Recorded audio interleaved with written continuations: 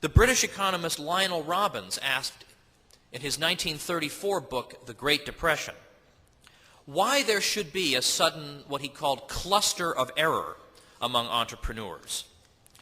Given that the market, via the profit and loss system, weeds out the least competent entrepreneurs, why should the relatively more skilled ones that the market has rewarded with profits and control over additional resources suddenly commit grave errors, and all in the same direction? Could something outside the market economy, rather than anything that inheres in it, account for this phenomenon?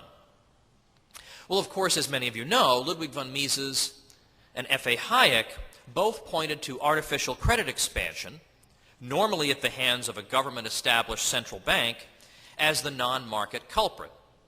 And of course, Hayek won the Nobel Prize in 1974 for his work on what is known as Austrian business cycle theory. Now, we may be inclined, by the way, not to be very impressed by someone winning the Nobel Prize, given what happened in 2008. That was when Paul Krugman won the prize. For those of you who don't know who Paul Krugman is, you are enjoying a more tranquil life than I am, I'll say that.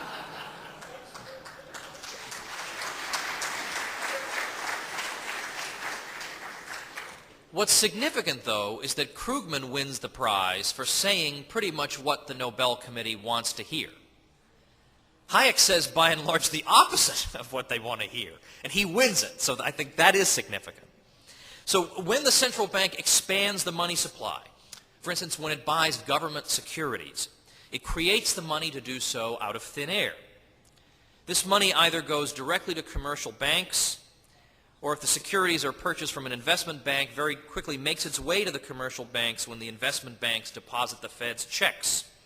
In the same way that the price of any good tends to decline with an increase in supply, the influx of new money in this way leads to lower interest rates, since the banks have experienced an increase in loanable funds.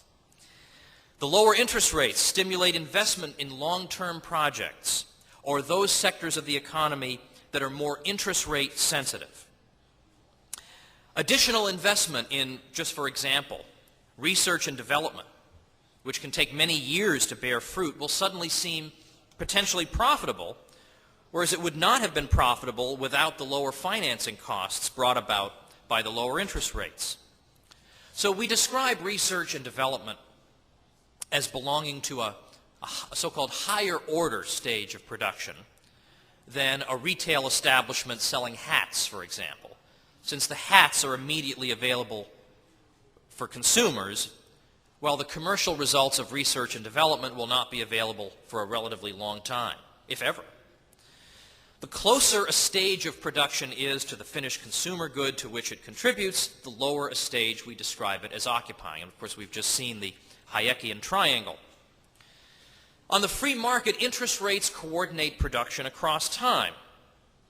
They ensure that the production structure is configured in a way that conforms to consumer preferences. If consumers want more of existing goods right now, the lower order stages of production expand. If, on the other hand, they are willing to postpone consumption in the present, interest rates encourage entrepreneurs to use this opportunity to devote factors of production to projects not geared towards satisfying immediate consumer wants, but which, once they come to fruition, will yield a greater supply of consumer goods in the future. Now, had the lower interest rates in our example been the result of voluntary saving by the public instead of central bank intervention, the relative decrease in consumption spending that is a correlative of such saving would have released resources for use in the higher order stages of production. So in other words, in the case of genuine saving, demand for consumer goods undergoes a relative decline. People are saving more and spending less than they used to. Consumer goods industries, in turn, undergo a relative contraction in response to the decrease in demand for consumer goods. Factors of production that these industries once used, trucking services, for instance, are now released for use in more remote stages of the structure of production. Likewise for labor and other non-specific inputs. But when the market's freely established structure of interest rates is tampered with, this coordinating function is disrupted. Increased investment in higher order stages of production is undertaken at a time when demand for consumer goods has not slackened. The time structure of production is distorted, such that it no longer corresponds to the time pattern of consumer demand. Consumers are demanding goods in the present at a time when investment in future production is being disproportionately undertaken. Thus, when lower interest rates are the result of central bank policy rather than genuine saving, no let-up in consumer demand has taken place. If anything, the lower rates make people even more likely to spend than before. In this case, resources have not been released for use in the higher order stages. The economy instead finds itself in a tug of war over an unchanged supply of resources between the higher and lower order stages of production. With resources unexpectedly scarce, the resulting rise in costs threatens the profitability of the higher order projects. The central bank can artificially expand credit still further in order to bolster the higher order stages' position in this tug of war, but it merely postpones the inevitable. If the public's freely expressed pattern of saving and consumption will not support the diversion of resources to the higher order stages, but in fact pulls those resources back to those firms dealing directly in finished consumer goods, then the central bank is in a war against reality. It will eventually have to decide whether, in order to validate all the higher order expansion, it is prepared to expand credit at a galloping rate and risk destroying the currency altogether, or whether instead it must slow or abandon its expansion and let the economy adjust itself to real conditions. Now, it's important to notice that the problem is not a deficiency of consumption spending, as the popular view would have it. If anything, the trouble comes from too much consumption spending, and as a result, too little channeling of funds to other kinds of spending, namely, the expansion of higher order stages of production that cannot be profitably completed because the necessary resources are being pulled away precisely by the relatively and unexpectedly stronger demand for consumer goods. Stimulating consumption spending can only make things worse by intensifying the strain on the already collapsing profitability of investment in higher order stages. Note also that the precipitating factor of the business cycle is not some phenomenon inherent in the free market. It is intervention into the market that brings about the cycle of unsustainable boom and inevitable bust. Roger Garrison, a well-known U.S. business cycle theorist, says, saving gets us genuine growth, credit expansion gets us boom and bust. This phenomenon has preceded all of the major booms and busts in American history, including the 2007 bust and the contraction in 1920 to 21. The years preceding 1920 were characterized by a massive increase in the supply of money via the banking system, with reserve requirements having been halved by the Federal Reserve Act of 1913, and then with considerable credit expansion by the banks themselves. Total bank deposits more than doubled between January 1914, when the Fed opened its doors, and January 1920. Such artificial credit creation sets the boom-bust cycle in motion. The Fed also kept its discount rate, the rate at which it lends directly to banks, low throughout the First World War and for a brief period thereafter. The Fed began to tighten its stance in late 1919. Once credit began to tighten, market actors suddenly began to realize that the structure of production had to be rearranged, and that lines of production dependent on easy credit had been erroneously begun and needed to be liquidated. We are now in a position to evaluate such perennially fashionable proposals as fiscal stimulus, nearly always meant in the form of increases in government spending, and its various cousins. Think about the condition of the economy following an artificial boom. It is saddled with imbalances. Too many resources have been employed in higher order or interest rate sensitive stages of production, and too few in lower order stages.